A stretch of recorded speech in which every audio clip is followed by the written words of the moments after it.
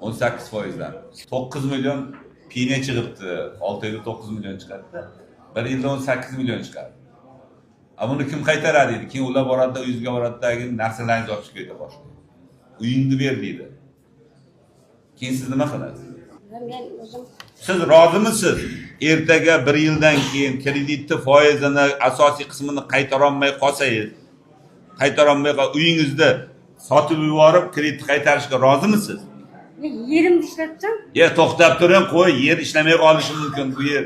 Yoki bo'lmasam issiq bo'lib turib, hosil nobud bo'lishi mumkin, yo chigirtka bosib ketishi mumkin, yo boshqa kasallik bo'lishi mumkin. Yer ishlasa ham bir narsa bilan kuyib qolishi mumkin odam. Dehqonchilik shu. Shuning uchun u yog'i Xudodan deydi. Mana bu yerdan bir narsa kelib qoldi deganiki, yo suv bosib ketdi, ko'llab ketdi, yo bolangiz shamollab qoldi, ishlayolmay qoldi. Bo'lmay qoldi, kredit qaytmay qoldi. Shunda uyingizni topshirishga tayyormisiz? Ana shu savolni o'zingizga bering, menga ham javobini. Shunda javob toping. Shuni tayyorman desangiz, bankka murojaat qiling. Ko'chada qolishga tayyor bo'lsangiz. Bo'lmasa borki, kreditga murojaat qilmang. Men sizga to'g'ri yo'l ko'rdim. Hozirgi masalangiz bo'yicha tomorqangizga suv chiqarib berishga, ishlatishga hammasiga ko'mak beriladi. Tushundingmi? Sen o'zing borgin shu yoqda yana bitta bor qanda, yana olqin bo'lib ishlagansan.